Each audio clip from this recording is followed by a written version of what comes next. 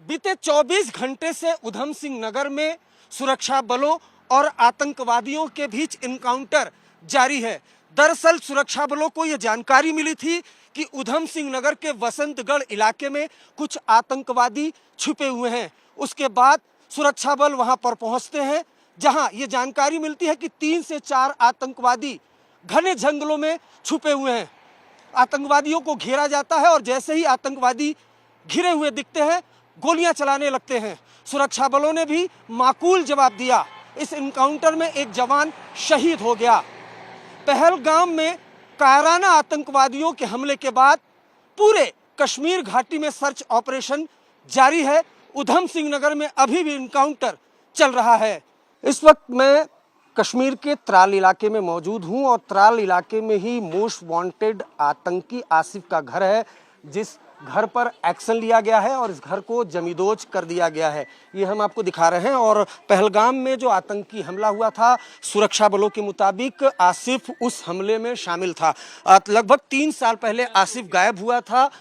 उसके बाद पीओके गया था। पीओके में उसने ट्रेनिंग ली थी। तकरीबन 1 साल पहले सुरक्षा बलों को ये जानकारी मिली थी कि कुछ आतंकी वो घुसपैठ करके कश्मीर की सीमा में दाखिल हुए हैं। उसके बाद एक इनकाउंटर हुआ था। इनकाउंटर में एक आतंकी मारा गया था। उसकी डायरी से कुछ तस्वीरें मिली थी, जिसमें आसिफ हथियारों के साथ कुछ पाकिस्तानी आतंकियों के साथ दिखाई दे रहा था। ये वो पहली लीड थी। उसके बाद से आसिफ को तलाशा जा रहा था, लेकिन जब पहलगाम हमला हुआ उसके बाद आसिफ की सरगर्मी से तलाश की जाने लगी। और यहाँ पर अगर आप देखें तो ये जो पूरा घर है, इस घर को जमींदोज किया गया है। पहले यहाँ पर सुरक्षा बल आए, तलाशी अभियान चलाया गया, आसिफ की तलाशी की गई, आसिफ का सुराग तलाशने की यहाँ पर कोशिश की गई। और उसके बाद यहाँ पर जो सुरक्षा बलों की टीम है वो यहाँ पर पहुँची और उसके बाद जो है यहाँ आसिफ को तलाशा गया। उसके बाद जो घर है उसको जमींदोज किया गया। साल 2017 और 2018 में जो आसिफ है वो पीओके गया था और वहाँ पर ट्रेनिंग ली थी। हम एक महिला हैं जो पड़ोसी हैं, उनसे बात करने की कोशिश करते हैं। आसिफ कितने साल से घर नहीं लौटा है? मतलब 3 साल से। 3 साल जी। कैसे आप लोग को क्या पता चला आसिफ के बारे में? जी, मतलब जो गवर्नमेंट बोलती है वो इनके साथ आतंकवादियों के साथ चला गया है।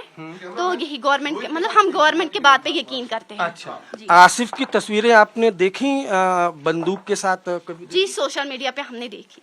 उसमें क्या दिखा आपको? मतलब यही कि बोल रहे हैं कि मतलब जो वहाँ पे हुआ ना वो अटैक वगैरह, वो उसी के जिम्मे लगा रहे हैं कि ये आसिफ ने किया। आसिफ की तस्वीरें आपने देखी हैं सोशल मीडिया में, कैसा दिख रहा है वो? क्या उसके हाथ में? जी, मतलब हाथ में तो वो तो मतलब उसकी प्रोफाइल थोड़ी छोटी सी आती है, उतनी बड़ी नहीं है। मैंने बस थोड़ी देखी, कल शाम को देखी मैंने, तो मैं मतलब शॉकिंग में आ गई। मैंने बोला कि उसने आज तक किसी को हाथ भी नहीं लगाया। 3 साल पहले गायब हुआ है ना वो? जी। अच्छा। उसने आज तक कितने टेररिस्ट थे, मतलब जम्मू एंड कश्मीर, मतलब कश्मीर में कितने टेररिस्ट थे, जब आज तक किसी ने मतलब ऐसा कुछ नहीं किया कि आज क्यों करेंगे वो?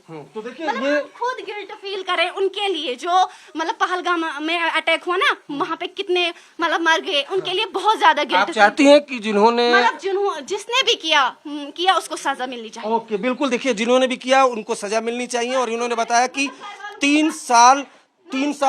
3 साल पहले जो आसिफ है वो गायब हुआ था और इन्होंने बताया कि सोशल मीडिया पे उसकी तस्वीर हथियार के साथ दिखाई दी। ये वो घर है जहां पर एक्शन हुआ है। घर में तोड़फोड़ हुई है और जाहिर सी बात है, जिस तरह से निहत्थे सैलानियों पर जो कायराना हमला किया आतंकियों ने, उसमें ऐसा बताया जा रहा है कि आसिफ भी शामिल था। जिसके बाद अगर ये देखें तो ये जो पूरा घर है, इस घर को जमींदोज किया गया है। और खुद प्रधानमंत्री नरेंद्र मोदी ने साफ साफ कह दिया है कि जो आतंकियों की बची खुची जमीन है उसको भी मिट्टी में मिला दिया जाएगा। तो आसिफ की तलाश लगातार की जा रही है और यहाँ पर भी जो सुरक्षा बलों की टीम है वो पहुंची थी। और उसके बाद अगर यहाँ पर देखें तो इस तरीके से जो पूरा दरवाजा तोड़ा गया है और ये एक ऑपरेशन होता है सुरक्षा एजेंसियों का, गुपचुप ऑपरेशन होता है जिसमें कुछ नहीं बताया जाता है।